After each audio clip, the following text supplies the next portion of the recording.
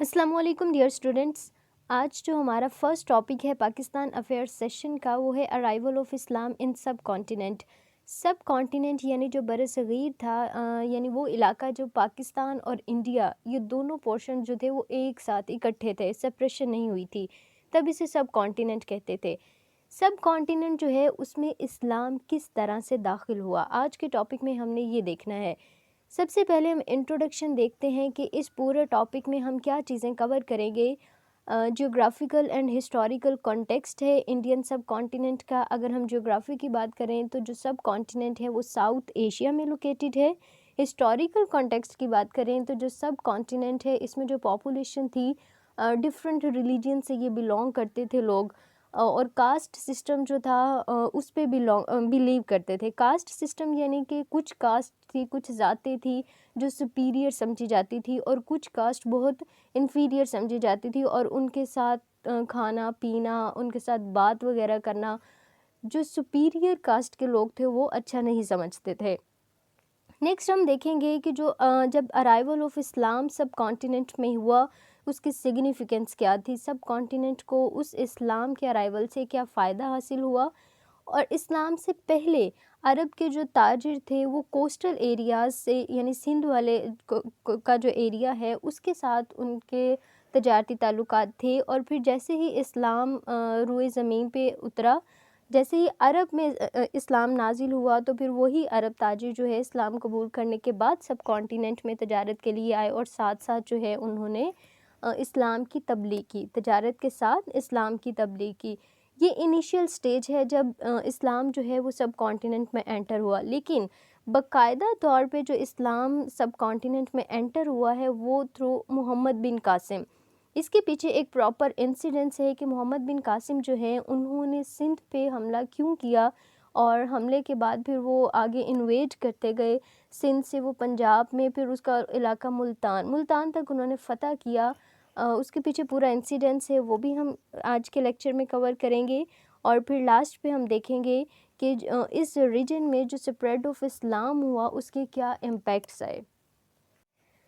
Topic کی details دیکھتے ہیں. سب سے پہلے جو پوائنٹ ہے وہ ہے ارلی عرب ٹریڈرز، یعنی اسلام سے پہلے جو عرب تاجر تھے وہ سندھ سب کانٹیننٹ کے جو کوسٹل ایریاز تھے، مینلی جو دیبل پورٹ تھی، دیبل یعنی جسے اب کراچی کہا جاتا ہے، پہلے اس کو دیبل کہا جاتا تھا. تو دیبل پورٹ کے ارد گرد کے جو علاقے تھے وہاں پہ عرب تاجر جو تھے، عرب ٹریڈرز، وہ تجارت کی غرض سے آتے تھے.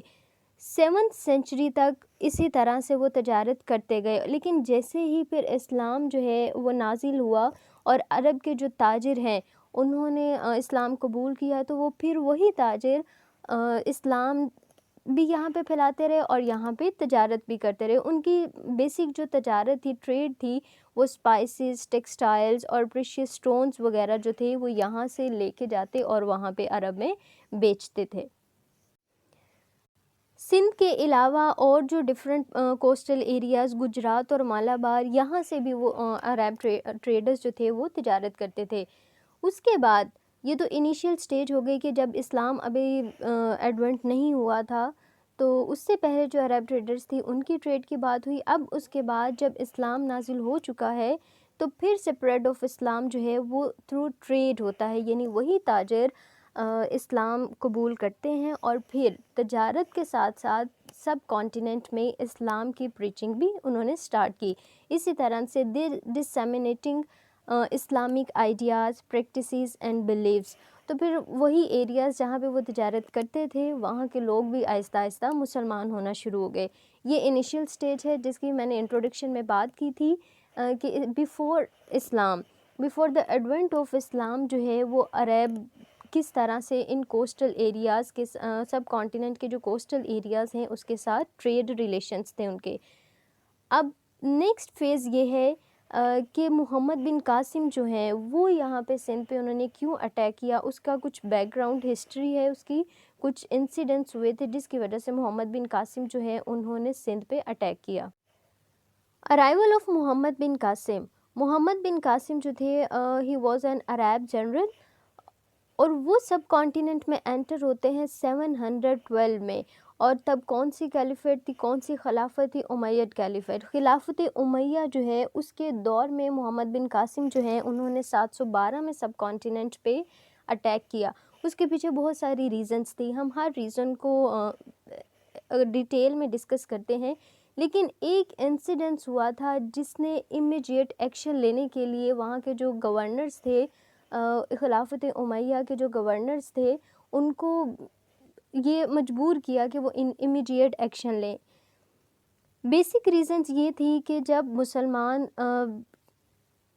عربین سی جو ہے اور انڈین اوشن، عربین سی جو یہ کوسٹل ایریا ہے سندھ والی سائڈ پہ، یہاں پہ عربین سی ہے، اور پورا جو ہے وہ انڈین اوشن ہے.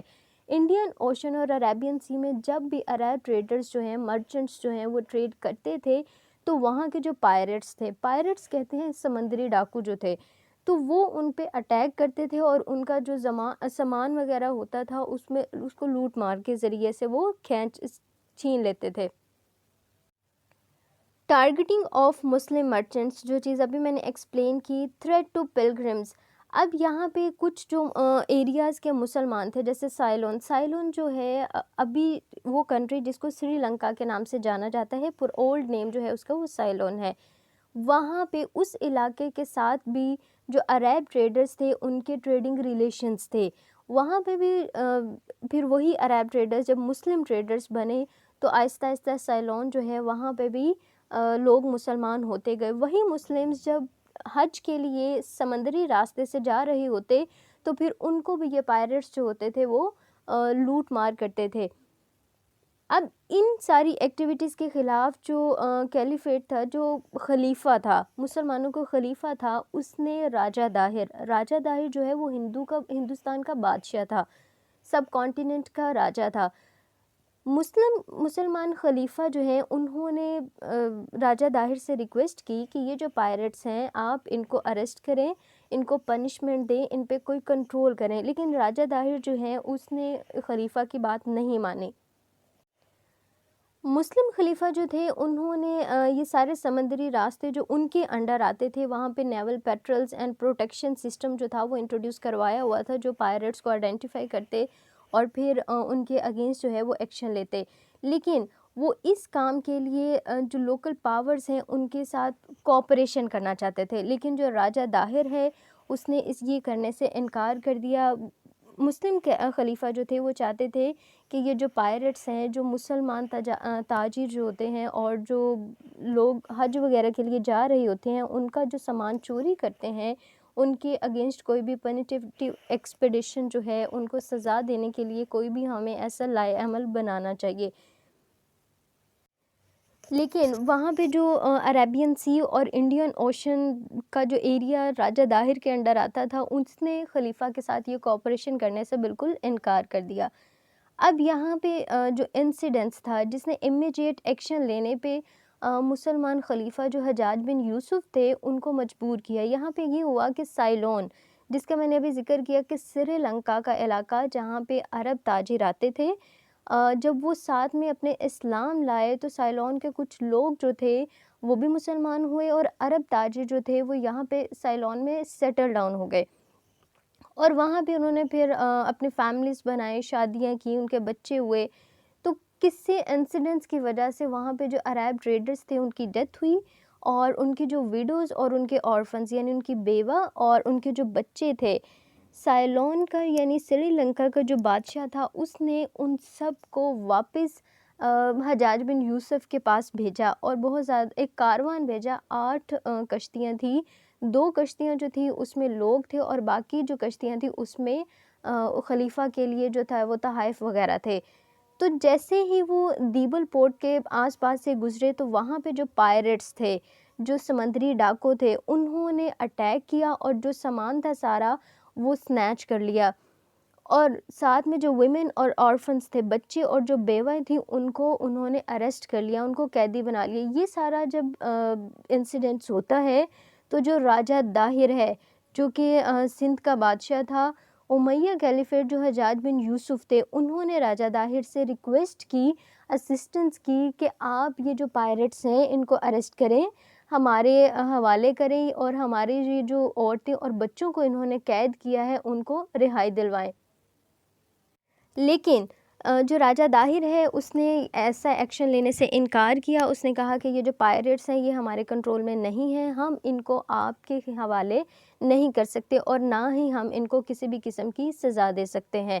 اس کے علاوہ جو سب کانٹیننٹ ہے اس میں پولیٹیکل انسٹیبلٹی تھی۔ پولیٹیکل انسٹیبلٹی اس وجہ سے تھی کہ جو راجہ داہر ہے اور ڈیفرنٹ جو ہندو راجاز تھے یہاں پہ، وہ ان کا اپنے لوگوں کے ساتھ جو بیہیویئر تھا وہ بالکل بھی ایکسیپٹیبل نہیں تھا۔ وہاں کی جو رائے جو عوام تھی وہ اپنے رولرز کے اگینسٹ تھی، یہاں پہ اس وجہ سے پولیٹیکل انسٹیبلٹی تھی۔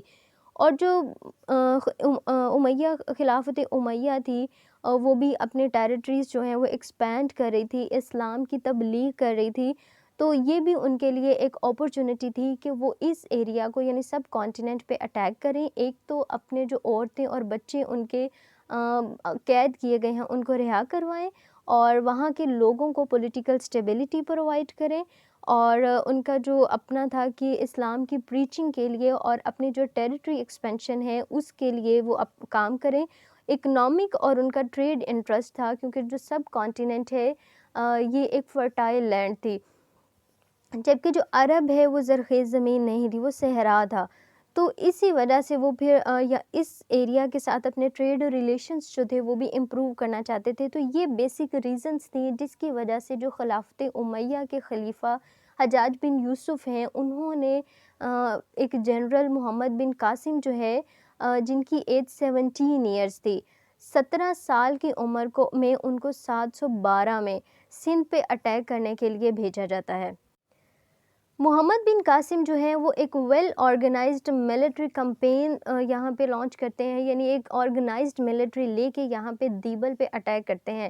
اب یہاں وہ دیبل کے راستے سے انٹر ہوتے ہیں۔ دیبل جو میں نے پہلے مینشن کیا کہ اب اس علاقے کو کراچی کہا جاتا ہے۔ دیبل کس کا پارٹ ہوا؟ سندھ کا۔ اسی وجہ سے جو سندھ ہے اس کو کہا جاتا ہے باب الاسلام۔ باب کا مطلب ہوتا ہے دروازہ، اور اسلام یعنی اسلام کا دروازہ۔ سندھ کو باب الاسلام اسی لیے کہا جاتا ہے کہ اس ایریا سے جو ہے وہ اسلام سب کانٹیننٹ میں انٹر ہوا تھا۔ اب جیسے ہی محمد بن قاسم اپنی ملٹری کے ساتھ اپنی فوج کے ساتھ دیبل پہ اٹیک کرتے ہیں تو انٹر ہونے سے پہلے دیبل پہ وہاں پہ انہوں نے ایک ٹیمپل بنایا ہوا تھا، مندر تھا، اور اس مندر کے اوپر ایک ریڈ فلیگ تھا، سرخ رنگ کا جھنڈا تھا، اور لوگوں کے اندر ایک کنسیپٹ تھا کہ جب تک اس مندر پہ یہ سرخ جھنڈا لہراتا رہے گا تب تک ہمیں کوئی خطرہ نہیں ہے، ہم پہ کوئی اٹیک نہیں کر سکتا، ہماری جانیں جو ہیں وہ محفوظ ہیں۔ یہ لوگوں میں ایک کنسیپٹ پایا جاتا تھا۔ تو محمد بن قاسم جب انہوں نے اٹیک کیا تو وہ اپنے ساتھ ایک منجنیق لے کے آئے تھے، کیٹاپلٹ جسے کہتے ہیں یعنی توپ۔ اس منجنیق کے ذریعے جو ہیوی سٹونز ہیں، بڑے بڑے پتھر جو ہیں وہ پھینکے جا سکتے تھے، اور اس منجنیق کو 500 پیپل جو ہیں وہ آپریٹ کرتے تھے۔ تو محمد بن قاسم کو جب یہ بات پتہ چلی کہ یہاں کے جو لوگ ہیں ان کا یہ کنسیپشن ہے کہ یہ جو ریڈ فلیگ ٹیمپل کے اوپر ہے، مندر کے اوپر یہ جو سرخ جھنڈا ہے، جب تک یہ لہراتا رہے گا تب تک ہمیں کوئی خطرہ نہیں ہے، تو محمد بن قاسم نے اسی کیٹاپلٹ کے ذریعے اس ریڈ فلیگ کو اٹیک کیا اور اس کو گرایا۔ تو جیسے ہی وہ سرخ جھنڈا گرا تو وہاں کے جو لوگ تھے ان کے حوصلے جو تھے وہ پست ہو گئے، اور اس طرح سکسیسفلی انہوں نے دیبل اور کو یعنی جو کراچی ہے ایریا اس کو کیپچر کیا، اور پھر نیکسٹ مارچ انہوں نے سٹارٹ کیا۔ اسی طرح کراچی کو یعنی دیبل کو وہ کیپچر کرنے کے بعد پھر اندرون سندھ یعنی نیرون جو حیدرآباد کے قریب علاقہ ہے وہاں تک گئے۔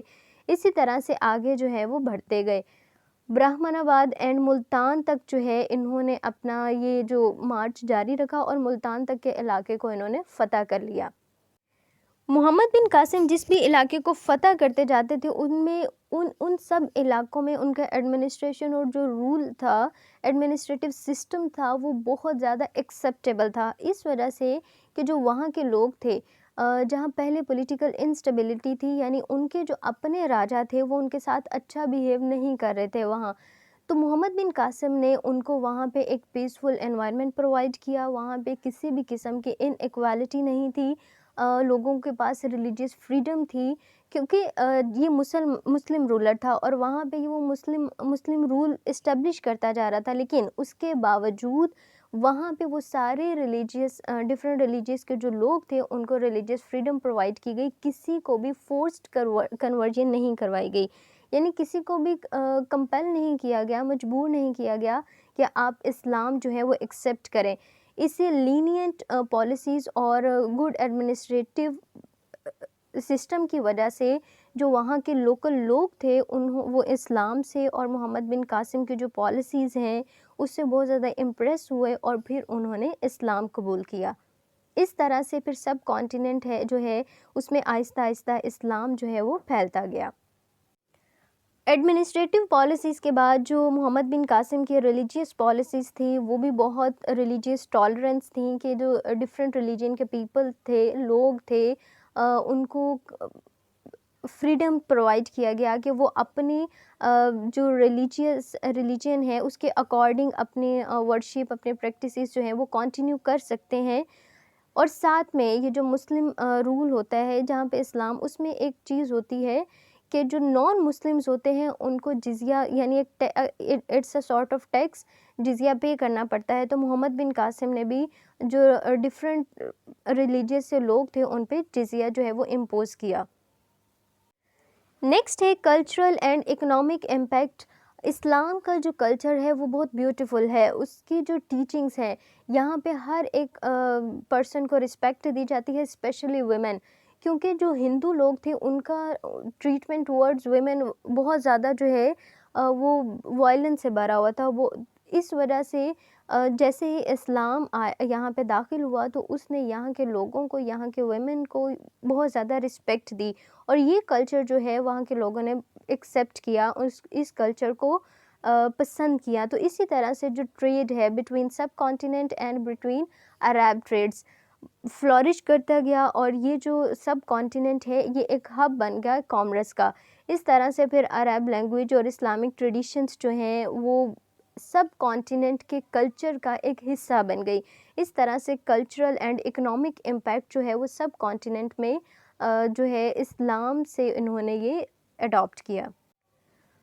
Next short run and recall. Muhammad bin Qasim جو ہے 712 میں سب کانٹیننٹ میں انٹر ہوتے ہیں، لیکن 715 میں جو خلیفہ ہے وہ محمد بن قاسم کو واپس بلا لیتے ہیں، اور پھر محمد بن قاسم جب سب کانٹیننٹ چھوڑ کے جاتے ہیں اور پھر واپس ان کو جیل میں قید کر لیا جاتا ہے، اور وہیں پہ وہ 20 سال کی عمر میں 715 میں بھی اس جیل میں وہ انتقال کر جاتے ہیں۔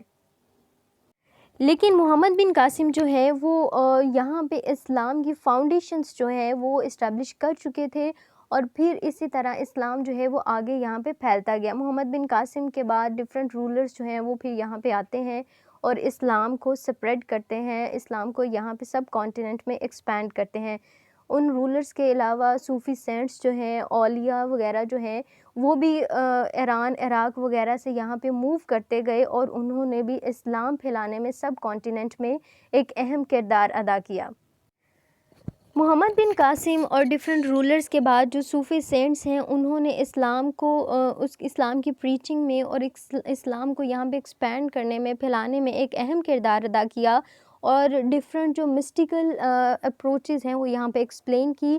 صوفی سینٹس جو ہیں ان کا مین جو فوکس تھا وہ تھا to preach love, tolerance and harmony, اور یہ جو میسیجز تھے جو وہاں کے لوگوں کو اٹریکٹ کیا، جب میسیج آف پیس، لو سب یہاں کے صوفی سینٹس جو تھے انہوں نے سپریٹ کیا تو وہاں کے جو لوگ تھے وہ اٹریکٹ ہوئے، اور بیسک یہ کہ یہاں پہ اسپریچول گائیڈنس جو تھی وہ پرووائڈ کی۔